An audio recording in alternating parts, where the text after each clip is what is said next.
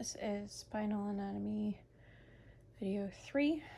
So we're starting with the Atlanto-occipital joint. It looks like everything's still in view. Okay. It is a synovial joint, condylar classification. The bones, condyle of the occipital bone, superior articular facet of C1, range of motion, flexion 10 degrees, extension 10 degrees, and a little lateral bending 5 degrees and rotation 5 degrees. Muscles acting for flexion at the atlanto-occipital joint. We have longus capitis, rectus anterior. For extension, both SCMs, semispinalis splenius. For lateral bending, we have rectus lateralis, SCM, and both traps. Just one trap for each lateral bend. Innervation, C1, aka suboccipital nerve. Of course, my legs are falling asleep right as I start a video. Oof. You too can look forward to being in your 40s. Okay. Median atlanto-axial, atlantodental joint. This is a synovial joint. It's classified as a pivot or trochoid joint. The bones involved are the anterior arch of C1 and the dens of C2. Range of motion, rotation of 40 degrees to one side. Flexion and extension is restricted by cruciate ligament. Muscles acting for rotation, we have SCM, semispinalis capitis, which are countered by the action of rectus capitis posterior major, obliquus capitis superior, and inferior. The innervation is C2 for the median atlantoaxial or atlantodental joint. Lateral atlantoaxial joint. That pencil sharpener really chewed up my utensil. Okay. Lateral atlantoaxial joint is synovial. It's considered a planar joint. The bones are lateral masses of C1 and superior articular facets of C2. Range of motion, rotation, and flexion extension. Muscles acting for rotation, SCM, semispinalis capitis, which is against rectus capitis posterior major, obliquus capitis superior and inferior. Innervation, C2. Don't like the organization of this section. It seems unnecessarily chaotic, so look forward to getting through this book and seeing how it compares to the other resources. Okay, did just order the flashcards today from a different company. See how they compare.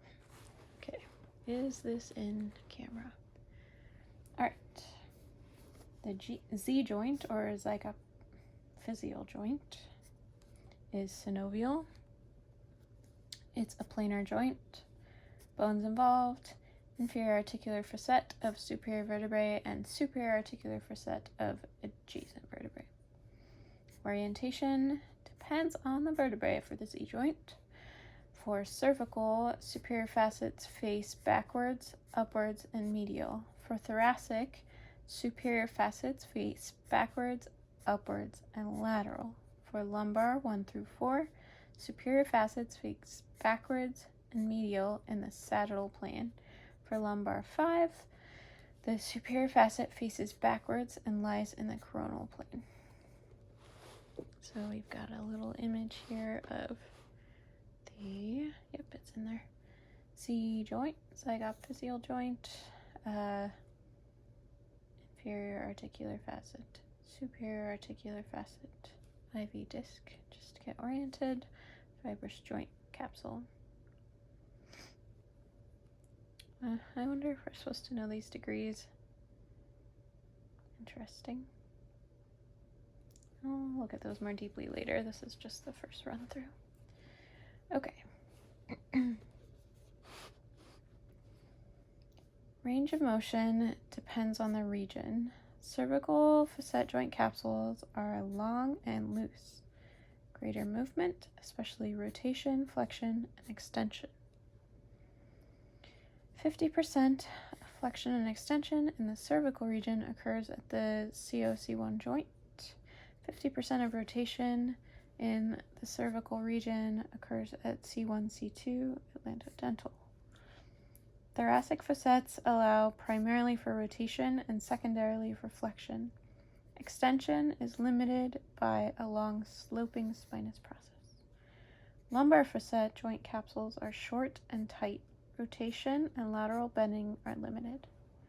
Muscles acting, paraspinal muscles. Innervation, medial branches of the dorsal rami of the corresponding spinal nerve and the nerve below. Sacroiliac joint. Type, atypical synovial, containing interosseous membrane posteriorly. Classification, reciprocal interlocking planar, which allows minimal gliding. Bones involved, articular surface of the ilium and auricular aspect of the sacrum, the ears. Range of motion, nutation, counter-nutation around the axis passing through S2. Nutation, forward movement of the base of the sacrum. Counter-nutation, backward movement of the base of the sacrum. Muscles acting. All muscles on the lower spine and hip, mainly erector spinae and psoas major. Innervation, superior gluteal nerve and branches from S1, S2. Okay. Costovertebral joint is a synovial joint. It's classified as planar. Bones included in the costovertebral joint are the body of the vertebrae and the head of the corresponding rib. Range of motion, upper 6 joints, pump handle. Lower 6 joints, bucket handle. Muscles acting, intercostals and diaphragm. Innervation, segmental spinal nerve. Where are we at? Yep, we have time for more. Okay, let's get this in view. Costotransverse joint. There we go. Synovial. Planar. Bones of costotransverse joint. Tubercle of the rib, TP of the corresponding vertebrae. Range of motion, upper 6 costotransverse joints allow rotation and lower 6 allow for gliding. Muscles, intercostal and diaphragm. Innervation, segmental spinal nerve. Costotransverse joint, lateral costotransverse ligament, costovertebral joint, radiate ligament. Right. Next thing. Is that in? There. Alright. Costochondral joint is cartilaginous. Classification, synchondrosis. Structures, distal end of rib and cartilage. Range of motion, slight gliding. Muscles acting, intercostal and diaphragm. Innervation, segmental spinal nerve. Sternochondral joint. Type.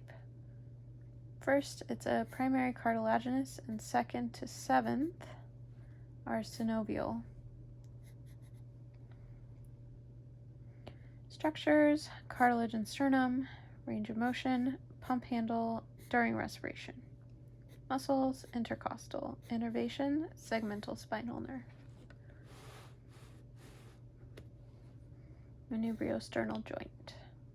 Secondary cartilaginous. Classification, symphysis. Bones, manubrium and body of sternum.